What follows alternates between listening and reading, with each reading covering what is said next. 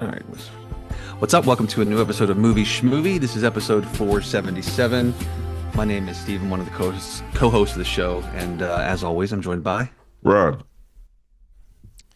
And, you'd think I would have had my quote pulled up. What if that's a quote from the... That is the quote. That's a quote, right? No, there was some debate between my wife and I about what my quote should be. Oh, okay. And so I had my options in a little sticky, but I didn't have it pulled up. So let's just imagine that I seamlessly, when it came around to me, I said, now that is a big trunk. It holds a tuba, a suitcase, a dead dog, and a garment bag almost perfectly. Be a great trunk if it was perfectly. I know. That's Get rid of that it's almost. the almost perfectly that kills me about that line. Yeah, it's so good. But yeah, we'll get to that. We'll get to our required viewing here in a minute. But I know we wanted to have news. Did anyone else watch MTV News back in the days when they had the globe and the typewriter letters that would come up and it would go? Yes. Love it. Kurt Loder. Kurt Loder. But that is a guy who aged. Oh, yes. Yeah. I mean, I love the guy, and I love people who age, and I hope I get to age one day. But he's definitely one of those people who, when you saw him, having aged, it's like, man, maybe Kurt Loder was living rougher than I thought. It's funny you say that. I feel like I saw an image of him in the last, month or two. Maybe it was around, when all the MTV stuff was, officially shutting down. But, yeah, it definitely was a reminder. He's 75, right? He's up there. He is old. Well, I mean, the thing is, I love craggly old people. I think they look great. But if somebody has to get craggly. I mean, you know what I mean? Not everybody can not be craggly. So it's you don't see it necessarily when somebody's young. But maybe there's a way to track that craggly thing where you can just say, man, this person's going to have a whole future as a character actor if they want. Yeah, he went from But I always thought he was cool. Yeah, he was super cool, amazing. He went from an MTV looking correspondent to a British invasion. Man, he looks like a British dude now. Yeah, I love the craggly term. I think that's how we rate everything. There's a craggle factor. As you age. Yeah. And his is off the charts. I'm thinking of an obvious, maybe not the guy who's the leader of the craggled, but the guy who, if you're going to say craggly, what actor do you think might be in the top? He's definitely he's on the Mount Rushmore of craggle. Well, otherwise known as Craggle Rock. Yes. We're on to something here, guys. I don't know why. I mean, I don't even think it's really, I don't know. The first person that came to mind was Harrison Ford. Okay. But I think he's on the mountain somewhere, maybe not at the peak, but he has definitely aged into being craggly for sure. I feel especially watching Shrinking, recently, I love him and he's amazing on that show. But he's kind of aged nicely, but if you just look at him right now, I feel like he looks pretty craggly. Well, I think what happened with Harrison Ford is that it emphasizes how much of his on-screen persona that we love is him being a grump. Yes, and the older he gets, the more grumpy 100%. He seems. I'll let you go, Ronald. But then I have the one name that's stuck in my head. My number one draft pick, and this is why I chose him. There's no human that has looked this old for this long on screen, and I will submit Morgan Freeman. Even when he was young, he still looked like he was in his 60s. Okay, I'm going to see your Morgan Freeman and raise you the one actor I thought you were talking about when you said this actor has looked old for as long as you can remember, and that is Mr. Tommy Lee Jones. Ooh, that's a good one. That's probably peak right there. Yeah. And Tommy Lee Jones and him together. Oh God, that's peak craggle. Didn't they do some kind of movie together? They were in isn't it a Clint Eastwood movie? Yeah, that's got to be the nexus point for those guys. They cross over. Eastwood. Down in Craggle Rock, boom, boom.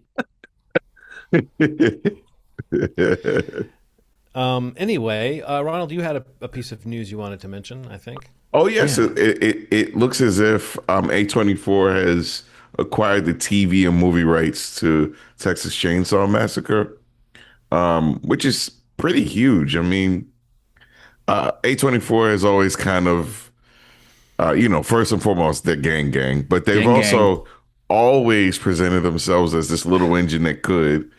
And, they're scrappy and they tend to take a small budget and make things look pretty incredible.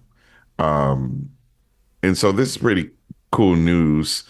And especially at a time where A24 is kind of lost its luster in the horror category. I don't know if they have for everything else. It feels like the horror category they were kind of dipping off a little bit in the past couple of years. Well, they kind of owned it for a while. They And I owned it, think man. now Yeah. there's even a genre of like A24, like when a neon horror Neon, film man. comes out. But I'm just saying, and I think in my mind that's still in the A24 genre of film. So I'm like, oh, this is a neon thing. But I think it's just that there's more people doing what they were doing. Yep.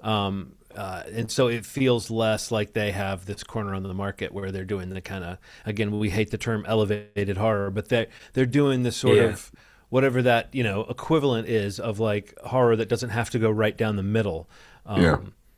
In terms of meeting the genre checklist, and that can result in some stuff that's pretty close to a mainstream horror film, and it can result in some stuff that is, more atmospheric. And so I think sometimes we love those movies and sometimes we kind of roll our eyes at the way they're marketed, Right. as the scariest thing in the world.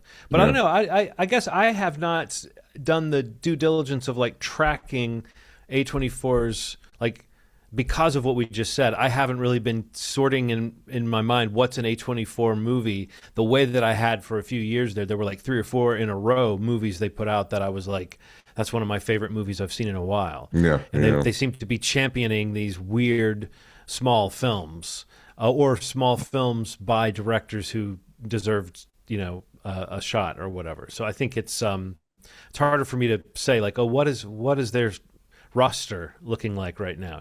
I couldn't tell you what the last 2 or 3 A24 films I saw were. Well, one of the there a ones list? that, Marty Supreme, right? yeah, Marty Supreme. Yeah, I was gonna that's a say, huge success, right? Yeah. in terms of horror, Megan was the one that I thought was the, isn't that No, that's A24? that's Blumhouse. Yeah, never mind then. Oh, Death of a Unicorn.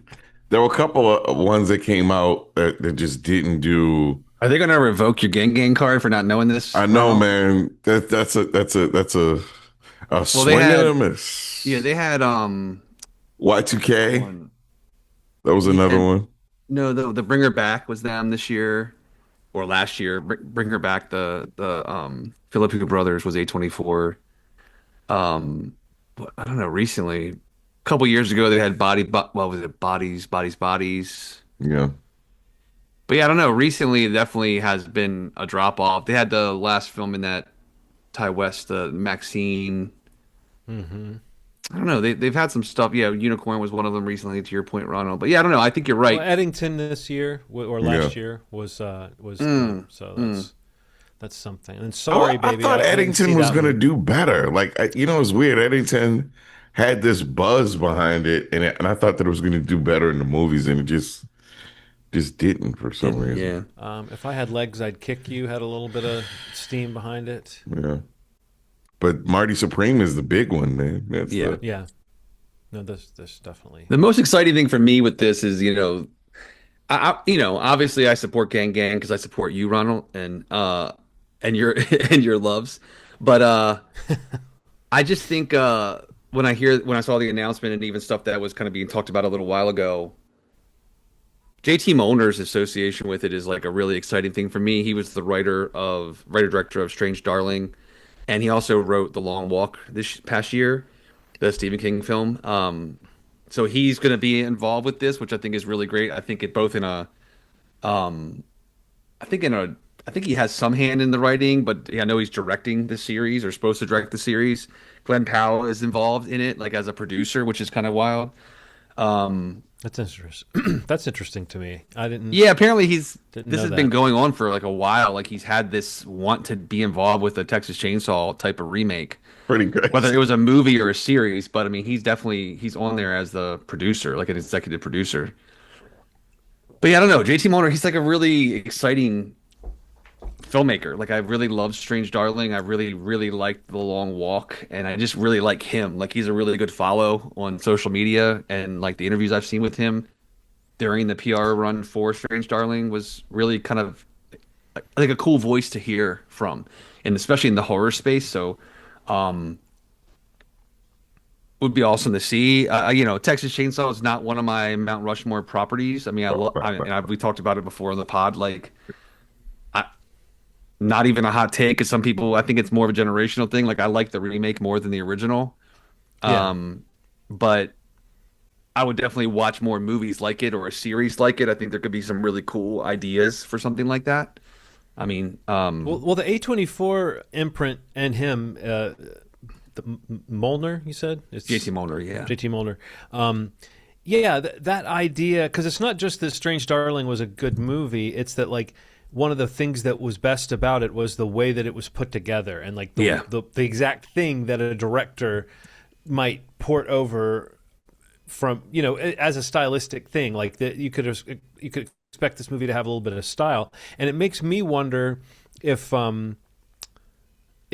his presence and what we know about what he can do makes me think, oh, I wonder if this version being under the A24 umbrella means you can kind of bridge the gap between that kind of slick remake, which I agree is a pretty strong remake. But I think the one thing that makes it, like, the one edge that the OG has for me is the weird art film almost aspect that makes it feel almost like you're voyeuristic when you're watching it. Like it's not found footage, but it almost feels like, who made this? Is this a snuff film? It's got this gritty grossness to it. Totally. And I could see somebody bridging the gap between, like, I mean, again, the elevated quote unquote idea, but just making something that's a little bit more experimental, but still in that world. And also the way that the personality of the killer or killers plays into Texas Chainsaw so much. I think that, like, Strange Darling is a really good example of a movie where,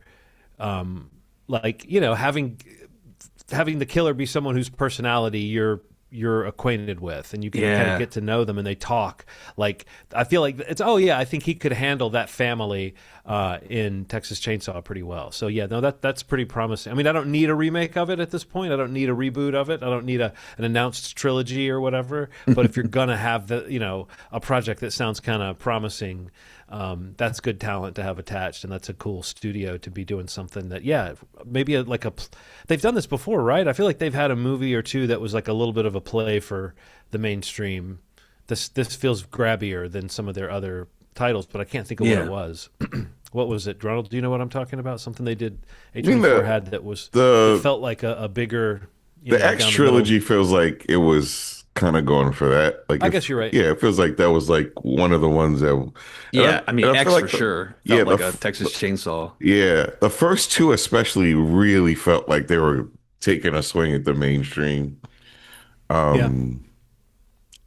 Yeah.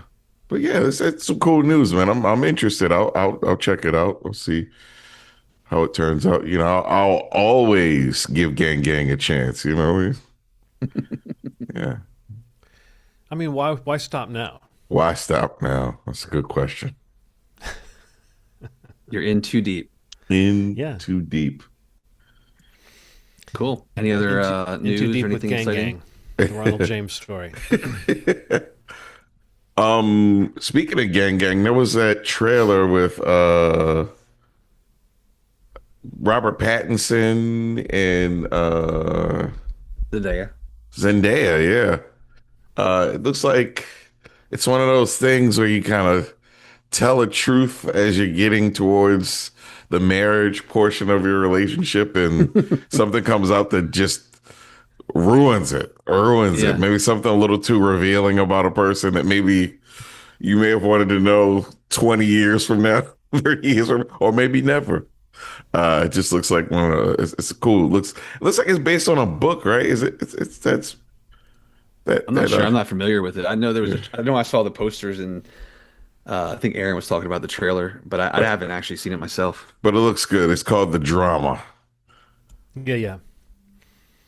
I saw. I got a note from our HR PR department that we have to be careful with the word craggly. We may want to reconsider. They Okay. just passed me a red flag Yeah. and asked, and they sent like, are we trying to get canceled? So we just want to be aware of it. That's our HR PR. HRPR. I like Yeah. that. Just so for those of the craggle nature, we apologize. We apologize. I think we brought up beloved actors with faces that We did. that we enjoy. We want to see them carved into rock. I don't know that we're. If I lived long enough to be craggly, Yeah. Oh, to be so craggly. Right. I'll be smiling about it.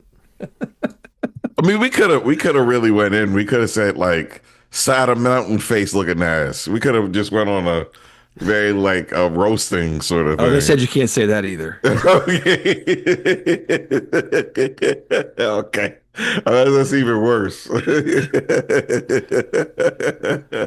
She's about to put a remote stop on all this recording. Gross up.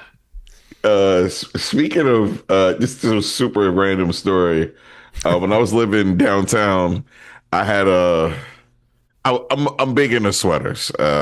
Anybody that knows when it gets a little cold, I like to wear sweaters. And I was living in the Fells Point area of Baltimore, and I came out the threshold of my apartment building, and a young man didn't look any older than 18 said, "Richard Cunningham sweater looking ass." Like as I exited, he did it so fast. I was like, "What?" I was like, "How do you know that?" He's like, "I watch TV." That was his answer. How does this kid that was significantly younger than me watch that show? It was a very funny. Yeah, that's a good pull, I guess. Yeah. Good reference. Really came for you with that one. Yeah. Quickly. It's I almost didn't like he even- was waiting with it. Like he Right. wanted to use it on someone. Right. Yeah, I was like, He's been watching Happy Days, thinking like, man, I hope I hope see somebody- some guy. Richie Richard Cunningham. He's like, sweater oh, it's looking- cold. I'm about to find somebody. Yeah, And you were that somebody. Yeah, he said it so When I fast. do. Oh, when I do. Oh, what I do. Good stuff. Good Crazy. stuff. Was So that what's all up, the guys? We news? got a required viewing to talk about, right, John? Yes, we Want do. to tell us about it again? Yes, I will remember this time to click my background image. There we go. it Oh, is. that's good. Oh, You could like blend right in with them. I know. Exactly. I don't think I didn't notice that while watching this film. But I have aged, perhaps past the. This will happen to you. It happens to us all, where you're like, "Wait, how old is this character supposed to be? 50? Oh shit!" But yeah, Wonder Boys, Curtis Hanson's film, adapted from a Michael Chabon book with a script by Steve Kloves, and starring Michael Douglas and Robert Downey Jr. and Tobey Maguire before they were in Marvel stuff, and Katie Holmes before she Wow. was in a DC thing. You say in a DC thing. Yeah, there's been one DC thing, right? And Alan Tudyk before he was a robot in Star Wars and all that other stuff. So this Yeah. and also Rob McElhenney, or should I say Rob Mack? Rob in Mack. like a no line role as another student at the school that we see at a party and then at a convention hall. And then Jane Addams as a waitress. I don't know. There's just lots of people at an earlier point in their career than when you kind of remember them breaking Yeah. or becoming ubiquitous. So it's a fun little time capsule in that way. It's like it's fun to see Robert Downey Jr. when he was like the first version of Robert Downey Jr., where he was known to be kind of an oddball with all these stories about him and stuff, and he's popping up in a film, but he's not in a film that's built around making you think he's the best guy or the worst guy. And Tobey Maguire, this is kind of before he staked out his territory of the sort of sensitive emo boy roles that he would play rather well, but like this is like a little early. And for all of them, even for Michael Douglas, this is clearly drafting off of Big Lebowski in some way for him to see like, oh, what Jeff Bridges was able to do with that, and then to say, yeah, I'll gain 25 pounds. Supposedly he ate pizza and drank beer and had a lot of fun gaining weight for this role. So I don't know. I just think that it feels like a real time capsule, and in some ways that made me kind of put my teeth on edge while watching it. Like, oh shit, is this movie going to not have aged well? And I would say it's aged reasonably well. I think there's one word that gets used for a trans person in the film or a seeming. It's hard to know. I think this is an earlier era where people weren't defining gender identities quite as clearly, and so there's a term that really hit my ear funny. But at the time, I realized it was meant to be a correct term. So it wasn't meant to be a pejorative term the way that it's used, except in a couple of little lines where it's like you can tell they're still playing with the oddity of this rather than the humanity. But there's a lot of humanity given to that character as well. So it's like in a film full of kind of over the top characters, I would say that the trans person or the person of ambiguous gender identity, it's like that's not defined in the film. They're treated sensitively by the film. But I would say that was something where I started to get nervous every time they would say that word. I was like, oh, we don't really use that word anymore. Anyway, I would say other than that, it was a time capsule in a good way. It really reminded me of when I first saw this film, how much I enjoyed it. And I think what happened was this was in the era of buying movies on DVD pretty much whenever I would see them come out. And so this was one that I must have watched 2 or 3 times shortly after it came out and then haven't watched since. So it's been at least 20 years, probably 22 or 23 years for me since the last time I saw this. So it really did feel like, oh, wow, it's funny how I have now aged, to the age or past the age of this character.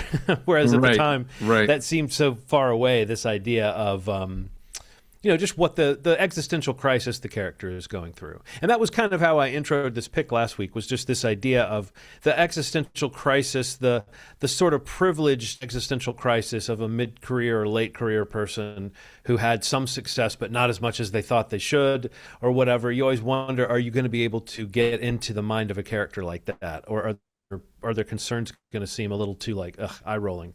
But I feel like the humor around these characters and the way they relate to each other, and also just the look at the sort of literary world around a small college, this idea of there's a writers or a literary convention happening on the campus, and so we're getting to see all these personalities that are swooping in, writers and editors and people who are trying to sign people who are looking for a shot.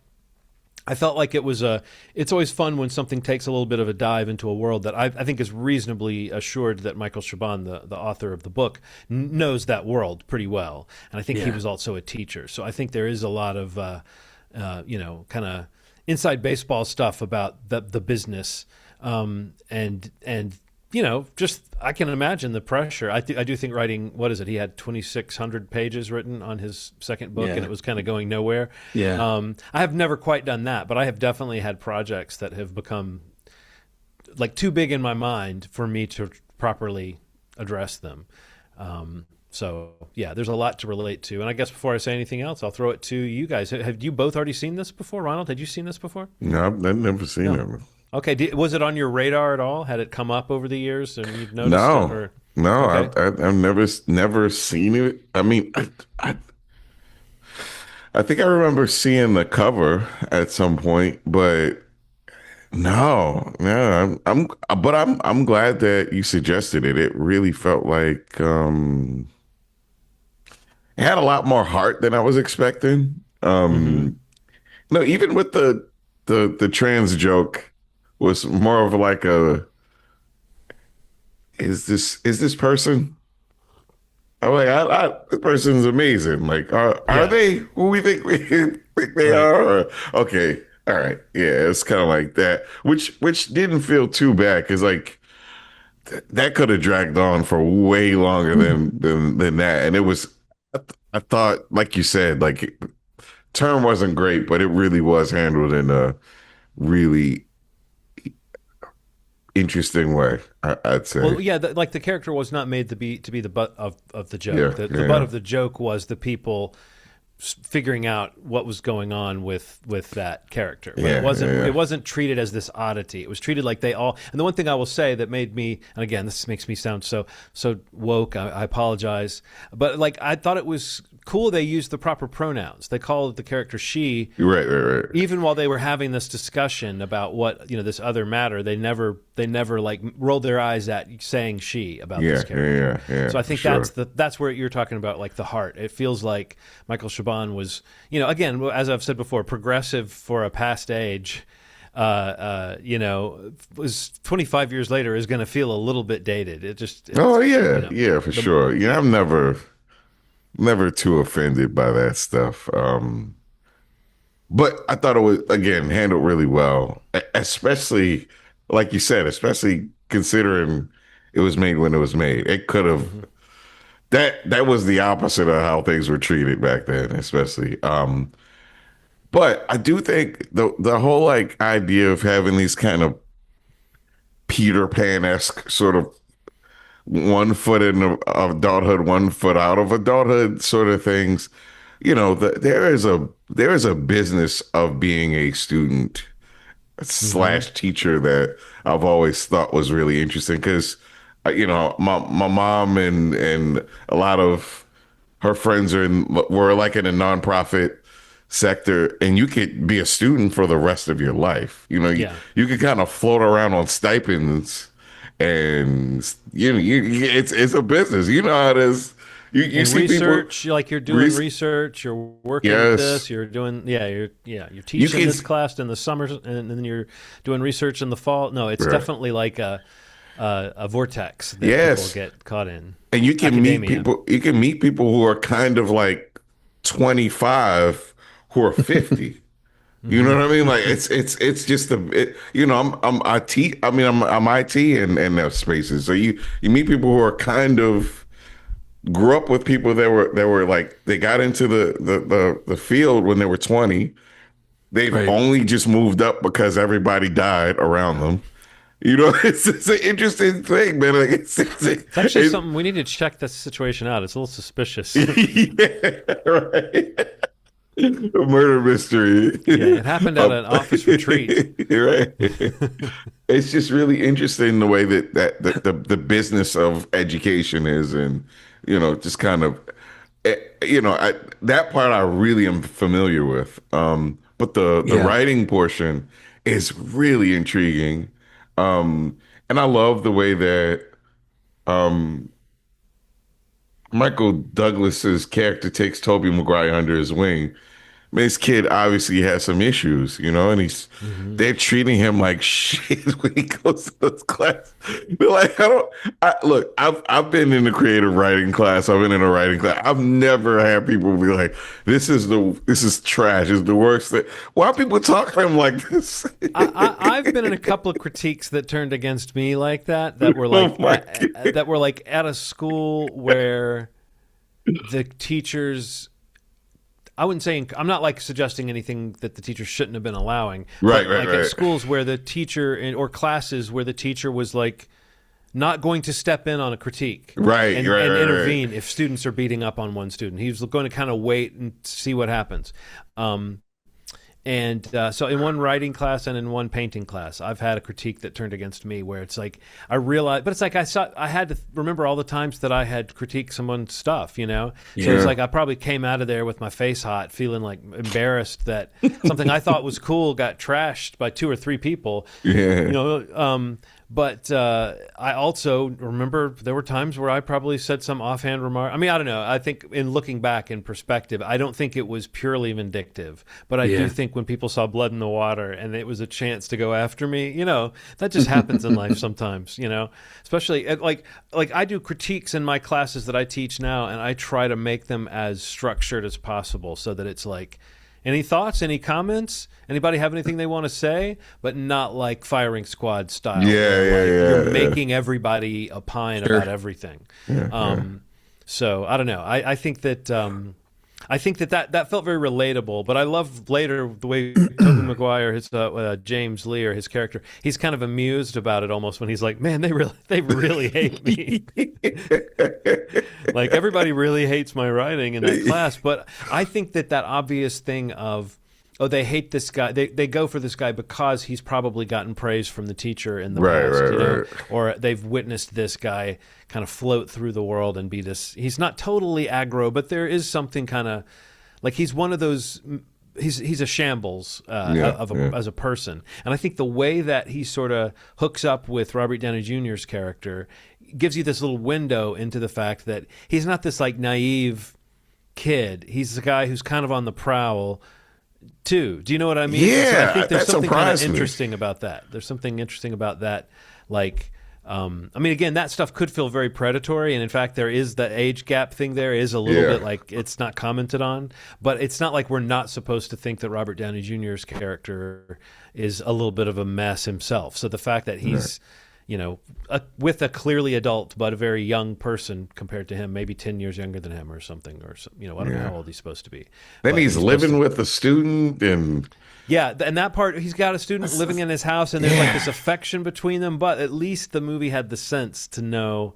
It's kind of like with the trans character, where it's like they have the sense to know. Oh, we're not supposed to hint that there's romance between these characters. In fact, they try to make it seem like there's not, but it's still there's this weird level of like intimacy physically that feels just like you would either not do that now or you would comment on it. You would make some point of it. But yeah, Steve, had you seen this before? Yeah. I mean, not much to add. I mean, I when you mentioned it last week, I remembered loving the movie, and on the rewatch, I kind of still feel the same way. It's just kind of like a right down the middle kind of like, it's a comedy, it's dramatic, it's kind of funny, it's kind of dark. It's even got a little romance arc in it too. Yeah, there's a bit of the romance is in there. I don't know. It's always I've always remembered it as kind of like really the kind of movie that they don't really make a lot anymore. In some ways, like you get something like this every once in a while. Like for some reason, watching it, I kept thinking of The Holdovers recently.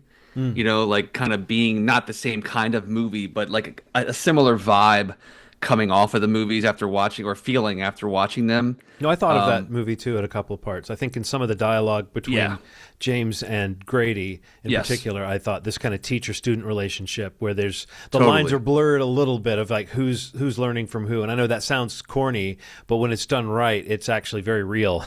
Right. But yeah, I don't know. It's just great performances. I think it's some of Michael Douglas's best work. Like honestly, like I think he's really great in the movie. I mean, and most of the performances are really good. But yeah, it was definitely like just one of those like really just what's the word? Proficient drama comedy. Like it just was so well rounded in terms of like a well written, great story, good performances or great performances.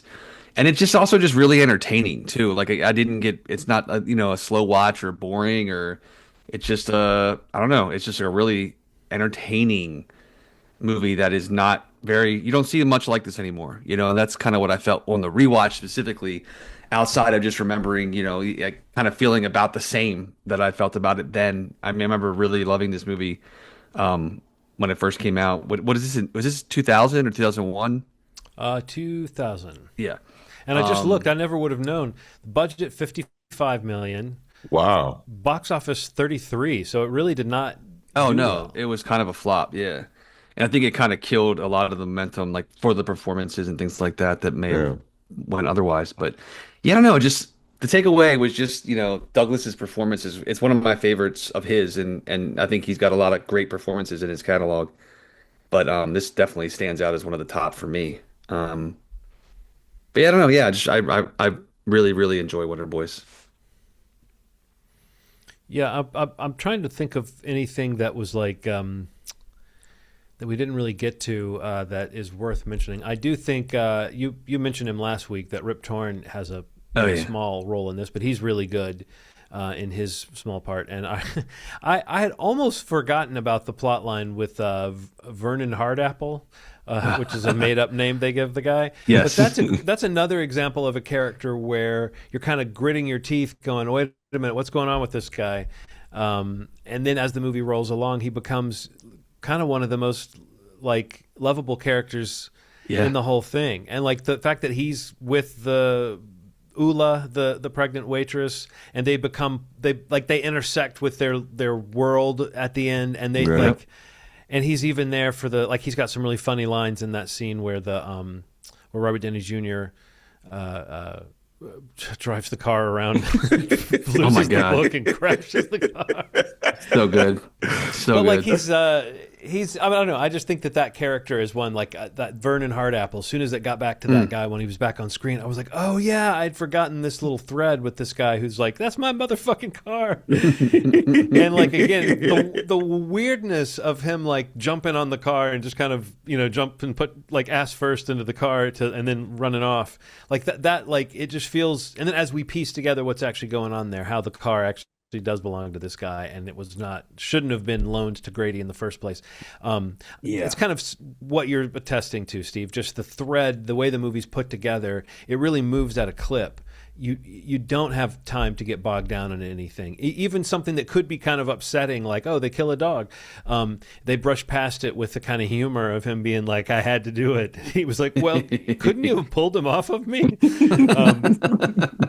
And then later when he's like, go ahead, say it. You're mad at me, And he's like, all right, James, I wish you hadn't killed my girlfriend's dog. He says, what does he say? Like, I know me and Poe weren't always simpatico, but I don't think he deserved to take two in the chest. And you're right, Steve. Michael Douglas is just chewing on this dialogue. He's just great in this. It is one of the roles that defines in my head this kind of vision I have of him. So good.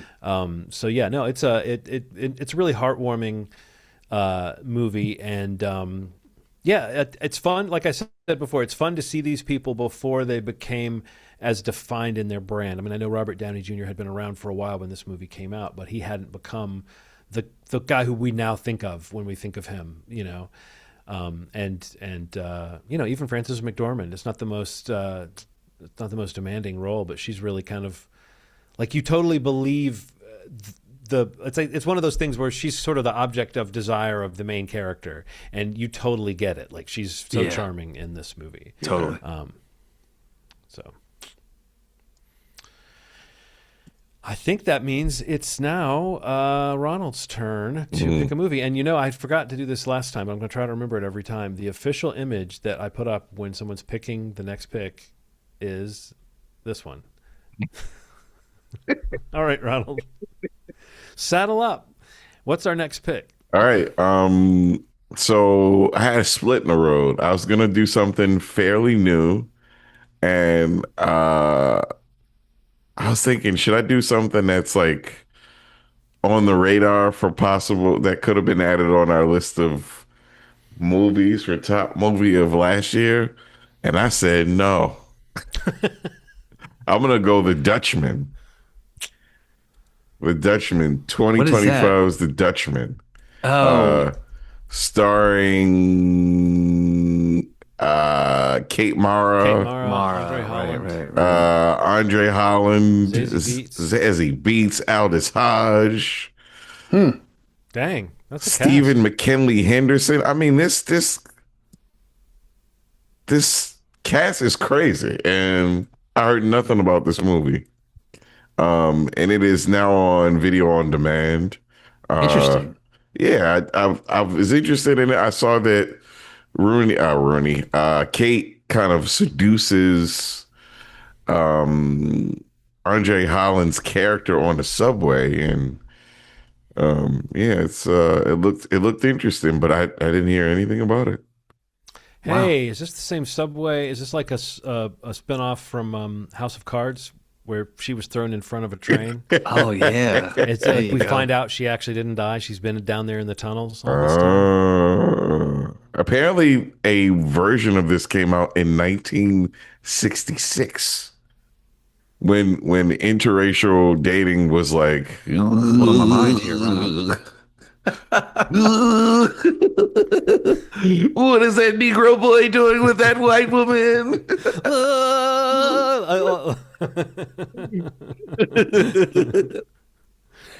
Racist used to be more cartoony. Oh God! All right, well that's cool. No, I like when somebody throws a movie out that I can honestly say I have not heard of this movie. Okay, I've heard cool, of cool. like 5 people in it. So Yeah, it's like crazy. huge people in it. And I hadn't heard shit about it. Like I remember seeing the trailer and then Yeah. literally nothing about this movie. Wow. Cool. Cool, cool, cool. Put it on the list. The Put it Dutchman. on The this. Dutchman. All right, well. What else have you guys watched? I haven't really watched a lot myself, I I gotta haven't say. either. Weren't I you know- guys going to talk about the Rip? The Rip. Oh, the Rip. Yeah, Rip, Rip, Rip. we didn't bring it up last week. We meant to, but yeah, like 2 Fridays ago, or maybe even three at this point. I can't remember. Uh, Netflix. Joe Carnahan's new action crime thriller dropped called The Rip. Matt Damon, Ben Affleck. Who else? Tiana Kyle, Taylor. yeah, Tiana Taylor, Kyle Chandler, Stephen Stephen Yeun. Yeun. Yeah, awesome. I mean, just a really great cast. Other faces pop up. Scott Adkins, you mentioned Ronald, in a the guy who Yeah. plays Ben Affleck's brother in the movie.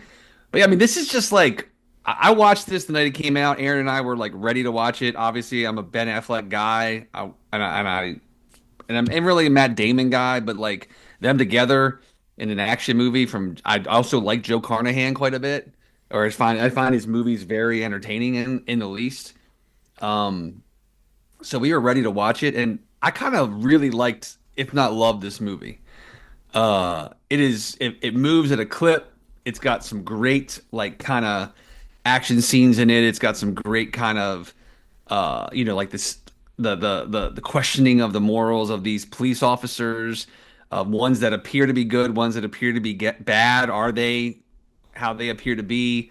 And it just like it also plays entirely on that dynamic between Ben Affleck and Matt Damon that exists in the real world, but that anytime you get them on the screen together, um, that just comes off the screen in my opinion, and I think a lot of people's experience. But I don't know, it just got some. The performances are really fun. Action's great. It's shot really well.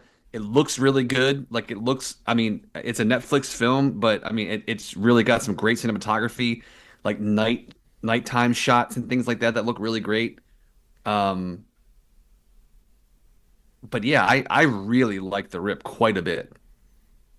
It felt like a '90s kind of like early aught, kind of action movie that is not afraid to just be that. You know what I mean? Like it's not trying anything insane. It's got like a cool little, it's got a great kind of the pitch or the plot device of these what are they, I guess the rips, like where they kind of find these stash houses and collect drugs and or cash or arms or whatever they're kind of going after. But to come upon one that is you know making possibly some people question their morals or their motivations is it's kind of a cool thing, especially when you meet the characters and see where they're at in their lives, and what that could do for their lives in some ways or another. But yeah, I don't know. Again, it's on Netflix. It's a big hit on Netflix already, but we're a little late to it. But I definitely wanted to mention it because I really liked it a lot. What did you think of it, Ronald? I mean, end of watch, training day. There's that one with Christian Bale in LA. Like there's like these like hot locations climate wise, Yeah, yeah, yeah. beautiful settings, palm trees, and then Right. the danger that exists within it. And there's Sure. something about, you know, I I think one of the things that's really fun about watching Ben Affleck is Ben is kind of carrying the whatever perception you have of him outside of the movies into the movie. Like Oh, right. Kind of had some troubles. He's a big dude. You forget that he's kind of a tough guy about certain things.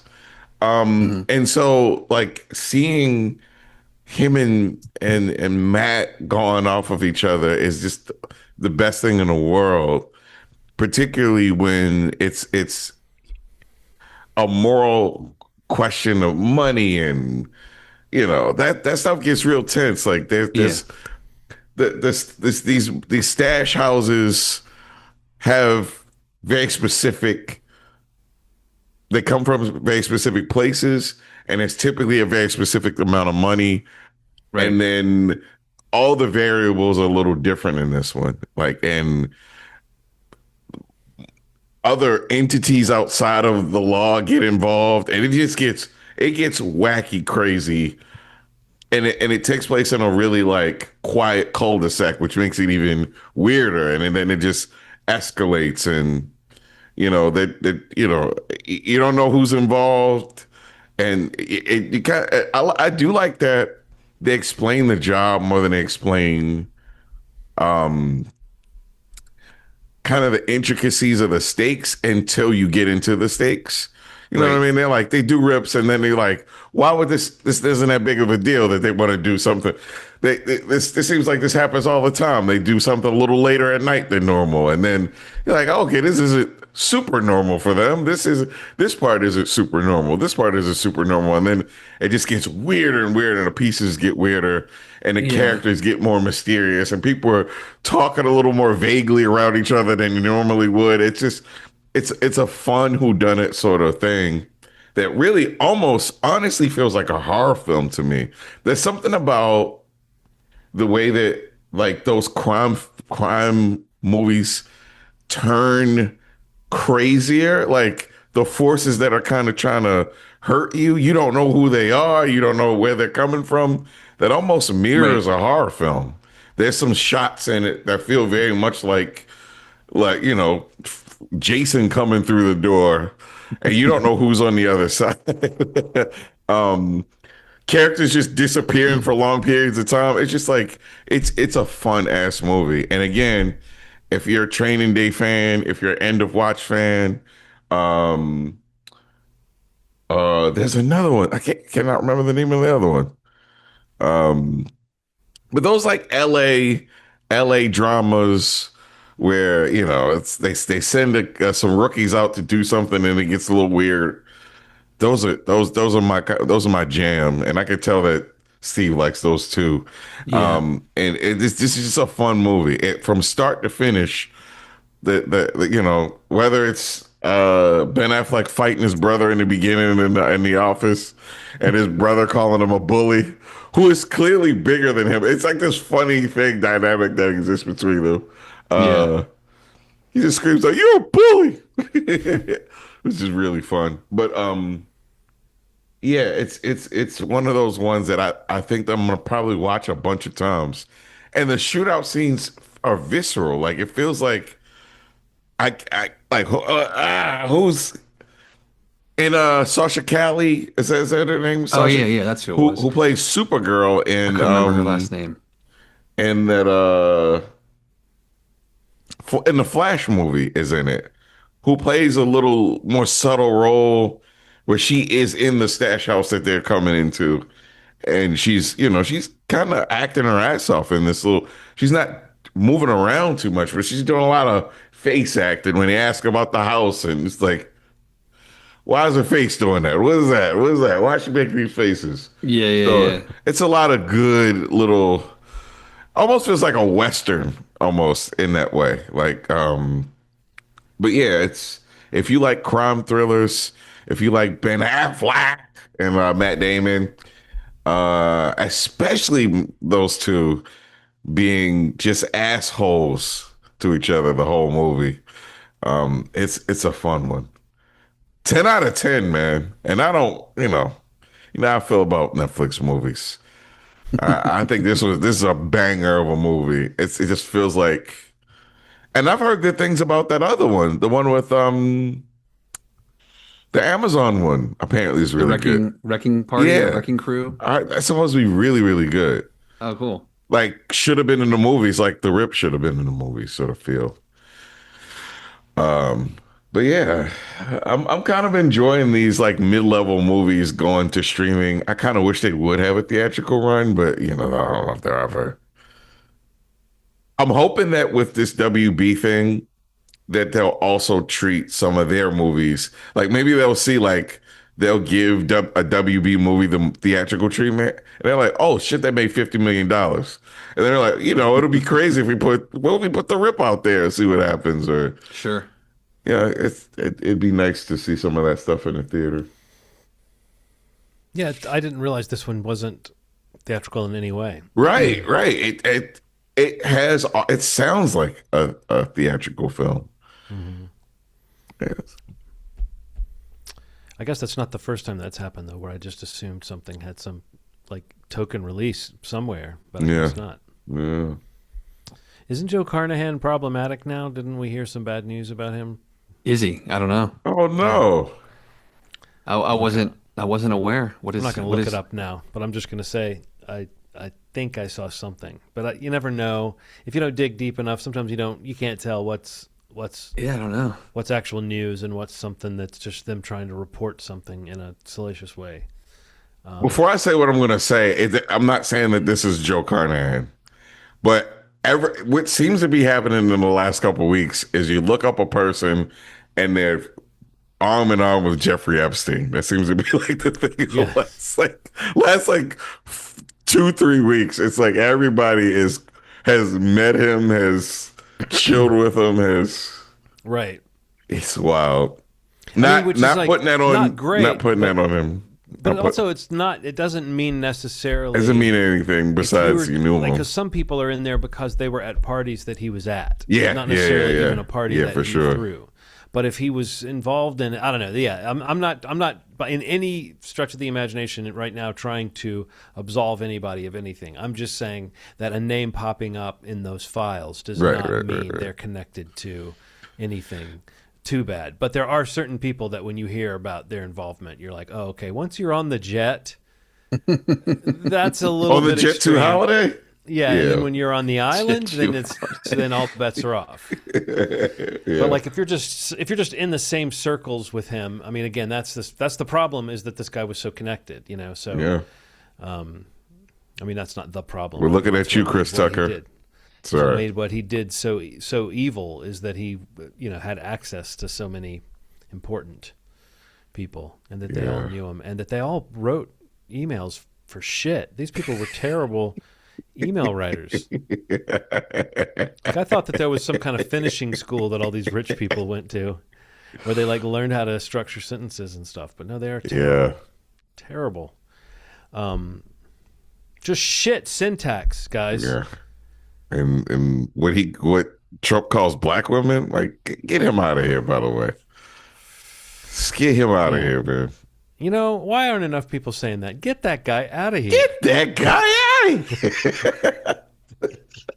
Sorry, I didn't mean to get all political. So I feel like some of my conservative friends. I'm going to call Washington D.C. Ronald. I'm going to get him on the phone. I'm going to say, get that guy out of here. That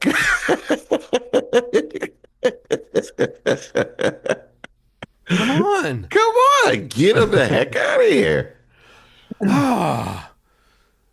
Dag nabbit. You got to say dag nabbit. They hear me saying dag nabbit as the phone moves away from my face and I slam it. Dag nabbit. So I'll since neither of you saw Send Help, the new Sam Raimi film starring Rachel McAdams and Dylan O'Brien. I'll talk about it in as little of spoilery fashion as I can. If you know the premise of this film, you know a lot of what it is. It's a sort of survival drama, comedy, thriller, horror, whatever, romance? Question mark? No, not really. But these characters, but it does subvert expectations every step of the way. It starts off making you feel like you're going to see a kind of you go girl sort of thing about the competent woman working underneath a blowhard man who then the tables are turned in the most dramatic way possible when they crash on a desert island, and Rachel McAdams' character like loves the show Survivor, and so she's just a nut for survivalist stuff. And so when they get out there on the island, she knows how to do everything. She knows how to gather water. She knows how to make a fire. She knows how to catch things. And her boss, Dylan O'Brien, who gets stuck out there with her, is, kind of an empty suit in a sense. It's like we find out there's more to him than meets the eye. But in general, he's playing the kind of character that, again, if you've seen the trailer, you can see he's just like a jerk. And deliberately, he says he's like disgusted by her status as like an older kind of frumpy woman. And so it's like there's humor in the way he acts about her. Like when he meets her, she has like a little bit of tuna salad on her face and he can't get over it. And he's like so disgusted when he shakes her hand, and he has a little bit of like tuna salad on his hand after he shakes her hand. So it's got little moments like that are very funny, but also feel very believable, like feel very relatable to this idea that there are probably people coming in when the new president is younger than you and looks at you and is disgusted by you. You're not like, basically any woman who he doesn't find attractive is useless to him, is kind of the way you think is this character. And that might be true of him. It's a little bit less battle of the sexes than it starts off being. I guess that's kind of my point in all that, is this movie could have very well just been a kind of feminist parable about these tables being turned. And with Sam Raimi behind the camera and with these actors on screen, that would be fine. It would be enough. But the movie is doing something more genre-fied and more, it's trying to keep you on your toes a little bit more than that, and switch you around a little bit as far as like what's actually happening here. And I think it was, for me overall, it was like I really, really enjoyed this movie. This is about like 2/3 or 3/4 of a great movie, and then there's some stuff that just didn't work for me as well. That's just kind of spread out through the movie. Certain turns or certain points, like don't feel as strong as the super strong stuff we're getting. Like this is Sam Raimi kind of having fun. I think it falls short for me of the bar of Drag Me to Hell, as far as like Sam Raimi's back in the world of no IP, back in the world of making what he refers to as a spookablast movie, which is like a roller coaster ride kind of approach to a movie. And Sam Raimi has always been shameless. If you listen to him talking about developing the Evil Dead films, he's rather shameless about trying to goose the audience. Like he wants to get the maximum roller coaster effect when he makes a movie like this. And this movie has certain moments where, like, okay, if Sam Raimi has a movie where it hinges on a plane crash and two people are on the island and there's a plane full of guys and he makes them all assholes, Sam Raimi's going to have some fun with when this plane starts to hell yeah crash, with the fact that it's a plane full of assholes. Sure. I mean, so it's like there's certain moments of just nasty glee with like weird gore and weird violence that happens, and it is somehow the same as his early stuff, and yet it is a little different now when you have actors like Rachel McAdams in it, kind of classing it up a little bit. But she's apparently someone who he really enjoyed working with on the Doctor Strange movie and the Multiverse of Madness, where she didn't have a lot to do, but he really liked how technical her approach was, apparently. Like, she would ask him in this shot, now what angle do you want me to hold my head at? And he's famously a very technical director. When you think about his camera work, there has to be a lot of like, okay, when you come in, you need to turn this way so that your shoulder's right here, and so that this angle is all this. Like, some actors don't like working with Sam Raimi because he wants to like position you sort of in the shot. But apparently Rachel McAdams really, was somebody he wanted to work with. So the idea that they're kind of collaborating, and whoever the lead in a Sam Raimi movie is, and Dylan O'Brien gets a lot of this too, it's like you can't help but think of Bruce Campbell and all the shit that they put Bruce Campbell through on those Evil Dead movies. And that Sam Raimi kind of likes to put his lead actors through stuff. He likes to blast them with blood and goo and throw them around and stuff. And so it's fun to see Rachel McAdams kind of take her lumps and have her fun in this kind of crazy material. And I'll say this, Dylan O'Brien is turning out to be an actor that I'm really enjoying watching. He's great. He wasn't really on my radar that much before the Saturday Night Live movie, but I thought he was like weirdly good as young Dan Aykroyd, and which is a weird character to try to capture, I think, because we don't really have a definite picture of young Dan Aykroyd in our heads, always. So I don't know. I loved his performance in that, and I thought in this, like, the movie is definitely calling on him to be just like a character who you have fun kind of despising, but you also get into his head a little bit, and he makes this guy, fun to watch, and not just because you love to hate him, but fun to watch because he's kind of a funny character, and it's like he kind of gets his comeuppance right away and often. So it's not like you can hate a character that much when they're constantly, it's like Wile E. Coyote. It's like their shit's constantly blowing up in their face. So yeah, I think once you guys have seen it, there's stuff to sort of, pick apart or nitpick about, like certain structural things. I think there's a little bit of story logic there. This movie definitely has a heightened tone, and I'm not suggesting it shouldn't have that tone, but there's some story logic that's not as consistent or as clear as it could have been, and there's a couple of turns, like there's a couple of things that are just like, I think they made a weird call, but ultimately where the movie ends up, it's like you can totally see why Sam Raimi would like to make this kind of movie where it's almost like an amoral approach. Like you're not watching a movie about a good person overcoming and triumphing over adversity. You're watching a movie about like fucked up people doing fucked up things, and so it can be a little nastier for that reason. So yeah, I think so as they say in Australia, you watch the movie about a dickhead. a dickhead. A dickhead. Hey, dickhead. But yeah, what's fun about this is there are moments in the film where Rachel McAdams' character is not far from a dickhead herself, and so it's like that does, again, it's like, I will say, I think the movie kind of spins through its hook and its concept, and you're sitting there about halfway in and you realize it's got to take some more turns, but some of those turns are really fun and satisfying. But I am a little impressed overall with just how it's like how much of a two-hander they keep it. Like they resist bringing in too many other characters to kind of dispel the energy between the two of them, and that just means at some points you have to really stretch to make their relationship keep working after the shit that they do to each other. Yeah, I can't wait to see this. You're talking about it, and even some other friends of mine had seen it. Like I'm very excited to see this one. Yeah, I think you would like it. I mean, I think almost anybody would have a blast with it.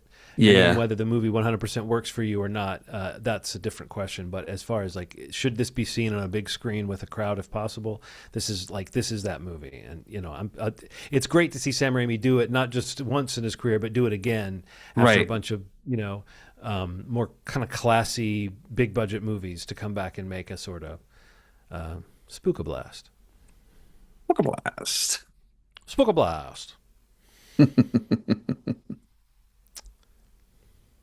What else? Anything else you guys seen?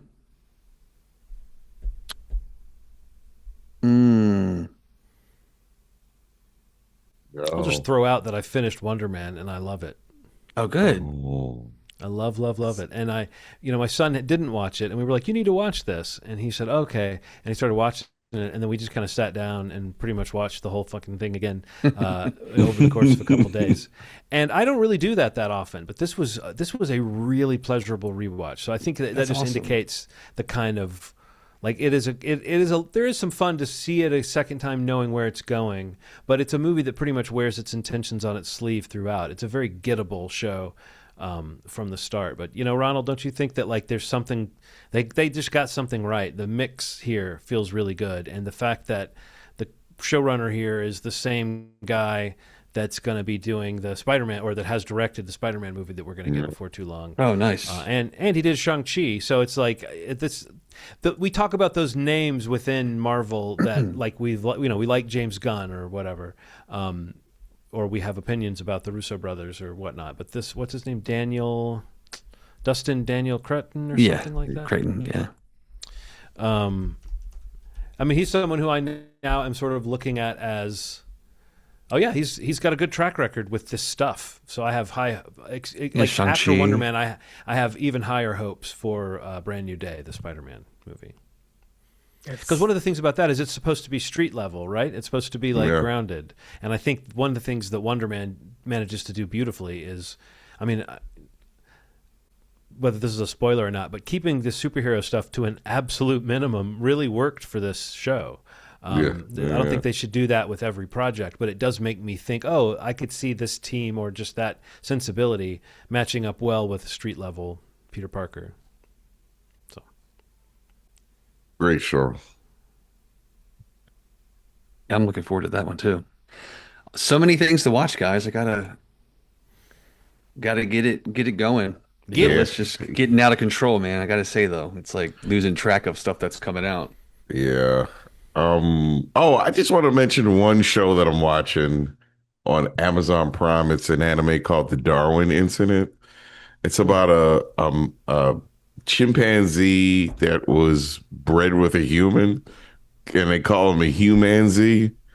And he has this supernatural ability, has some social issues as well.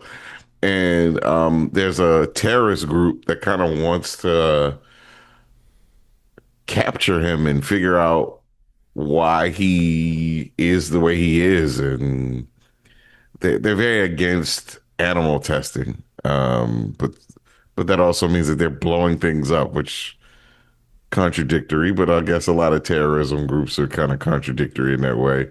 But it's an interesting take on societal norms, and this character Charles is kind of away from it in that way because he's not a normal person, so he has these interesting takes on humanity and the way that we handle things, and but he also has the strength of like 10 men in a very short person's body. But yeah, it's the Darwin Incident on Amazon Prime, and it's being released weekly and translated. So it's 5 episodes in so far, and I've been really enjoying it. cool. Nice, man. I got nothing, man. So we'll guess I'll watch The Dutchman. Obviously, Ronald's pick, The Dutchman. That's on. Is that rental digital? Yeah, rental right Purchase? now. Okay. It just came out. It just came out the other day. Okay. The Dutchman. And I guess whatever else we watch between now and then. Anything else you guys want to mention before we wrap it up? Not I. Not I. Not I. All right, cool. Well, that's an episode. Thank you so much for listening. You can go to moviesmovie.com for the podcast links. Listening right there on the website. You can subscribe if you prefer the audio option at a bevy of options on the website. We also have the youtube.com/moviesmovie podcast. If you could go there, videos are up on that channel. You can do the long, short option for the videos. We can also just, if you don't even want to look at your screen and just play it, you can just do an audio version if you want to do that. That's all on the YouTube channel as well. If you go to that, please subscribe. Please hit the little bell for notifications so you know when new episodes come out. We'd appreciate it. Any of those things, if you could do any of them, tell someone you know to do one of them. That'd be great. Be very kind of you. Make them.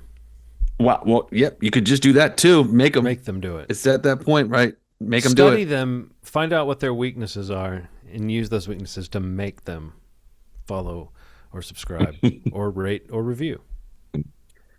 That works. Yeah. I'd say just do what John just said. It's But a simple just John arrangement. said it. Let them know this. Let them know this. It's a simple arrangement. Yeah. I'll leave you and your family alone. If you just rate or review or follow or subscribe Movie Schmovie. Hey, don't you got a little girl? It's a nice house. Be a shame if something happened to it. Be ashamed if her legs got broken on the way to school, eh? Yeah. But you wouldn't do anything like that, right? You'd subscribe. You wouldn't want to fuck up your whole life like that, would you? Okay. Wouldn't risk that. Not when it's a simple matter of rating or reviewing or following or subscribing. Wherever you get your podcasts. All right, we had our fun, Steve. You can sign us off. Yeah. I was just enjoying it myself. Yeah. Thank you guys so much for listening. We'll be back next week with a new episode. But as always, you've made our day. Thanks. Bye.